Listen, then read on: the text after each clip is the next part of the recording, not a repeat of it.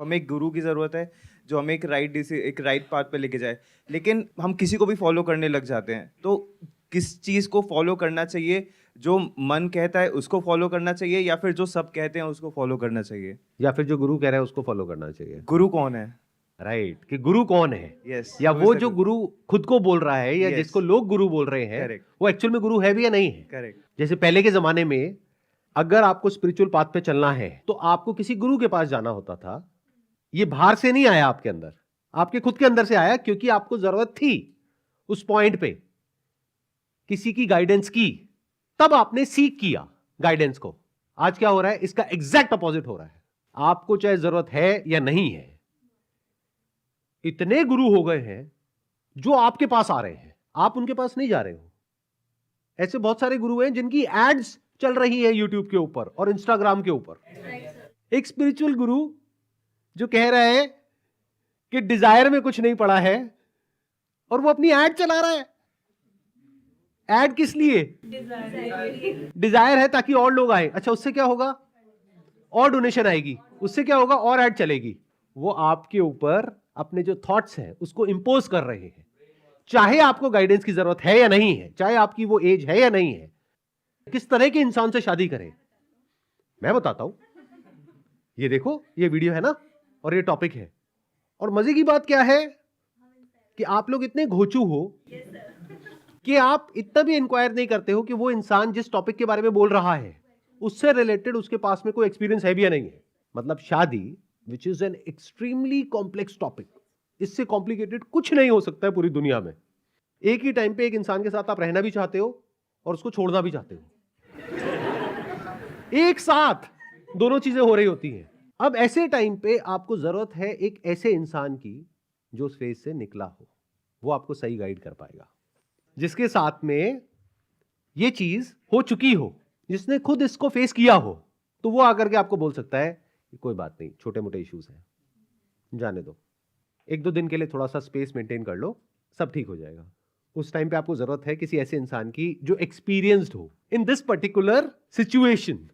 लेकिन हुआ क्या, आपकी लड़ाई हुई है अभी अभी अपने पति से या पत्नी से, अब यूट्यूब पे आपने ऐड देखी और वहां पे एग्जैक्टली वही है जो आप सोच रहे हो, क्योंकि ये जो सोशल मीडिया प्लेटफॉर्म्स हैं इनका एल्गोरिथम ऐसे ही काम करता है। इनको पता लग जाता है कि कब आप लाइफ के किस फेज से निकल रहे हो।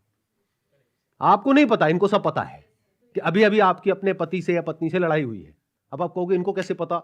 इसी को डेटा बोलते हैं, उसी से रिलेटेड कंटेंट आता है। उसी टाइम पे आपको वही वीडियोस एकदम से दिखने लग जाएंगी, वही कंटेंट दिखने लग जाएगा। अब आप उस शॉर्ट से गए उस गुरु के पास में, आप कहोगे यार बात तो सही है। जब लड़ाई होती है उस इंसान से जिसके साथ आप रिलेशनशिप में होते हो, तो लाइफ की धज्जियां उड़ जाती है, कुछ समझ नहीं आ रहा होता है कि क्या हो रहा है। तो ये गुरु आपके पास में सपोर्ट बन करके आ जाता है, अरे इस सब में कुछ नहीं पड़ा है, यही आपके दिमाग में चल रहा है। और यही आकर के उस गुरु ने बोला, किस लिए करते हो शादी? अपनी हवस की आग को बुझाने के लिए। आपने कहा हाँ यही तो है, ये मुझे पहले नहीं पता थी बात, ये गुरुजी पहले क्यों नहीं मिले मुझे। अब आप सब छोड़ छाड़ करके उस गुरुजी के पास में जाकर के बैठ गए। अगले कुछ दिनों के अंदर अंदर आपका ऐसा ब्रेन वॉश हो गया है जो आपको खुद भी नहीं पता है। तो ये एक बहुत ही खतरनाक सिचुएशन है। आपको इतना अलर्ट रहना होगा आज के टाइम में जिसकी कोई हद नहीं है, नहीं तो आपकी लाइफ बहुत बढ़िया चल रही होगी और एकदम से ही लाइफ की धज्जियां उड़ जाएगी और आपको पता भी नहीं लगेगा हुआ क्या है। और मैं बता रहा हूं आपको वजह क्या है। एक ऐसा इंसान जिसको खुद कुछ नहीं पता है, वो आकर के आपको गाइड कर रहा है उस टॉपिक के बारे में। अब उसकी गाइडेंस कैसी होगी? इन बातों को अगर आप समझ गए तो बच जाओगे, नहीं तो they are coming after you through all means and with all might. क्यों? क्योंकि आज का जो एज ग्रुप है ना इस सेशन का, ये है 25 साल से 30 साल के बीच में। तो ये एज ग्रुप बिल्कुल परफेक्ट है उन लोगों के लिए, क्योंकि अभी आप लोगों की जेब में पैसा है। अब बेचारा एक स्टूडेंट है, उसकी जेब में पैसा ही नहीं है, तो वो क्या देगा इन लोगों को? आई वोंट बी सरप्राइज कि जब ये अपना एड कैंपेन चलाते हैं तो वहां से पीछे से डिफाइन करते हैं कि ये मेरी एड दिखनी चाहिए 25 साल से 40 साल के या 50 साल के लोगों को, क्योंकि पता है कि पैसा वही है। तो ये जो बात मैं कर रहा हूं, it is like need of the hour. Specially topics related to relationship, marriage, इसके बारे में अगर कोई बात कर रहा है, it's a big red flag.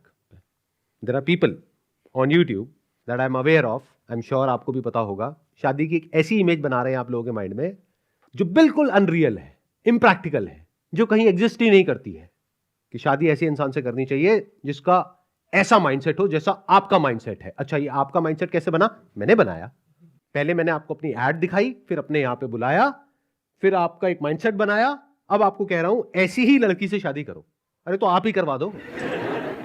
कभी भी अगर आपको एडवाइस चाहिए या कोई कंफ्यूजन है या लड़ाई झगड़ा हुआ है, चाहे शादी हो गई है चाहे नहीं हुई है, एडवाइस चाहिए शादी से रिलेटेड, तो हमेशा किसी ऐसे इंसान से बात करो जिसकी शादी हो गई हो. जिनकी शादी हो गई है सर, वो तो परेशान ही रहते हैं जिंदगी से. सर आपकी क्या राय है सर इसमें? आपकी भी शादी हो गई सर, आपकी क्या राय है? देखो, ये जो बातें होती है ना, एक्चुअल में मजाक में करी जाती है. इससे रिलेटेड जो जोक्स है ना, पति पत्नी के हसीन चुटकुले, इससे ज्यादा मजा और किसी चीज में नहीं आता, स्पेशली अगर किसी की शादी हो गई है तो. लेकिन अगर एक्चुअल में उन लोगों से आप जाकर के बोलो जो इस तरह की बातें कर रहे हैं कि छोड़ दो, कभी नहीं छोड़ेंगे. और आपको एक और मजेदार बात बता रहा हूं, जो इस तरह के जोक ज्यादा मारेंगे ना, उनकी रिलेशनशिप उतनी बढ़िया है. उस रिलेशनशिप में मजाक के लिए स्पेस है, इसका मतलब रिलेशन अच्छा है. और आप लोगों को क्या लग रहा है जिनकी शादी नहीं हुई है कि क्योंकि इससे रिलेटेड लोग इतना मजाक करते हैं तो सब दुखी है.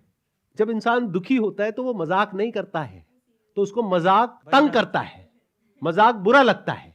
तो जैसा आप सोच रहे हो एग्जैक्ट उसका उल्टा है. बट ये बातें कौन समझ सकता है? जिनकी शादी हो गई उनको समझ आ जाएगी मैं क्या कह रहा हूं. शादी बुरी नहीं है sir, depending upon partner to partner. आपकी शादी हो गई है? नहीं सर, मैं तो वैसे बता रहा हूँ. अभी इन्होंने क्या कहा? Depending upon partner. पार्टनर क्या होता है? पार्टनर तो एक इमेजिनेशन है जो आपके माइंड में है. और मजे की बात क्या है कि ये इमेजिनेशन दो तरीके से बनती है. एक है जो बॉलीवुड बनाता है आपके माइंड में कि सब कुछ बहुत अच्छा है, हम साथ साथ हैं, घर में आ रहे हैं, सास बहू साथ में मिल करके लूडो खेल रही है. तो एक एक्सट्रीम आपके माइंड में इमेजिनेशन क्या है जो बॉलीवुड ने बनाई है या मूवीज ने बनाई है, रोमांस की, प्यार मोहब्बत की, शादी की, इसकी उसकी, जो पूरी तरह से गलत नहीं है, but that is short lived. वो कुछ टाइम तक रहता है, उसके बाद में उसका जो पूरा स्ट्रक्चर है, उसका जो पूरा नेचर है, वो चेंज हो जाता है. जो मूवीज में डिपिक्ट कर पाना बहुत मुश्किल होता है, क्योंकि मूवीज में सब कुछ या तो ब्लैक में होता है या व्हाइट में होता है. ग्रे में दिखाना बड़ा मुश्किल है. आई एम नॉट श्योर आप में से कितने समझ पा रहे हैं कितने नहीं, मैं क्या कह रहा हूं. मतलब यहाँ पे प्रॉब्लम क्या है, हम लोगों की प्रॉब्लम क्या है कि जैसी भी मूवीज हमने देखी है वहां पे ना बड़ा क्लियर एक फर्क होता है कि ये हीरो है, ये विलन है. हीरो है तो अच्छा है, विलन है तो बुरा है. जबकि एक्चुअल लाइफ में ऐसा नहीं होता है. एक्चुअल लाइफ में हर आदमी या हर औरत बीच में कहीं पर होता है, ग्रे एरिया में होता है. अच्छा भी होता है, बुरा भी होता है, हीरो भी होता है, विलन भी होता है, कभी अच्छा होता है, कभी बुरा होता है. तो एक्चुअल लाइफ कहां है? इन दोनों के बीच में है. शादी ना बहुत अच्छी है जैसे कि दिखा रहे हैं, ना बहुत बुरी है जैसा कि ये लोग दिखा रहे हैं जो दूसरे एक्सट्रीम में बैठे हैं, जो शादी के बारे में कुछ भी बकवास कर रहे हैं. और वो इस तरह की बातें कर रहे हैं जो अगर आपके माइंड में गई तो या तो आपकी शादी होगी ही नहीं, और अगर गलती से हो गई तो वो टिकेगी नहीं. क्योंकि वो क्या कर रहे हैं, आपके माइंड में शादी की एक ऐसी इमेजिनेशन बना रहे हैं जो एक्चुअल में कहीं एग्जिस्ट ही नहीं करती.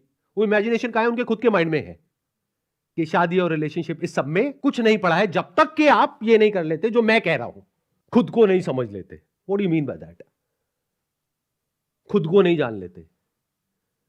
उसके बाद किसी ऐसे को ढूंढो जिसके अंदर या तो ये डिजायर हो, जो खुद को जानना चाहती हो, या खुद को जान चुकी हो, उससे शादी करो.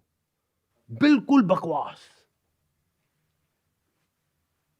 एक इमेजिनरी कहानी एक ऐसे इंसान की जिसको कुछ भी नहीं पता कि वो क्या बोल रहा है, और ऐसे इंसान को आप सुन रहे हो. इससे होगा क्या? आपकी पूरी लाइफ की धज्जियां उड़ जाएगी. तो अब आपको करना क्या चाहिए? बहुत अलर्ट होना पड़ेगा लाइफ में आज के टाइम में, क्योंकि अब वो टाइम गया कि आपको एक प्रॉब्लम है और आप सॉल्यूशन ढूंढने के लिए दुनिया में जा रहे हो. अब आपको चाहे प्रॉब्लम है या नहीं है, तो पहले एक आर्टिफिशियल प्रॉब्लम आपके लिए क्रिएट करेंगे आपके माइंड में, फिर आपको अपना सॉल्यूशन ऑफर करेंगे. और उस सॉल्यूशन को एक बार आपने एक्सेप्ट कर लिया तो उससे बड़ी कोई प्रॉब्लम ही नहीं है लाइफ में जिसका कोई सॉल्यूशन नहीं है. जैसे मेडिकल फील्ड में बोलते हैं कि वहम का कोई इलाज नहीं है, कोई दवाई नहीं है. किसी को वहम हो गया है कि मेरे को ये वाली बीमारी है, डॉक्टर कह रहा है नहीं है, नहीं है जी मुझे तो है। सो करना क्या है कि कभी भी आज के टाइम में किसी एक इंसान को फॉलो मत करो। वो इंसान चाहे कोई भी हो, चाहे मैं हूं, चाहे कोई भी है। अपनी लाइफ की अलग अलग प्रॉब्लम्स को आइडेंटिफाई करो डिपेंडिंग अपॉन कि अभी आपकी लाइफ की क्या स्टेज है। उसके अकॉर्डिंग उस टाइम पे देखो कि किस इंसान के पास में उस प्रॉब्लम का सॉल्यूशन है। उस पर्टिकुलर प्रॉब्लम के सॉल्यूशन के लिए उस इंसान के पास में जाओ, सॉल्यूशन निकालो, उसके बाद में टाटा बाय बाय।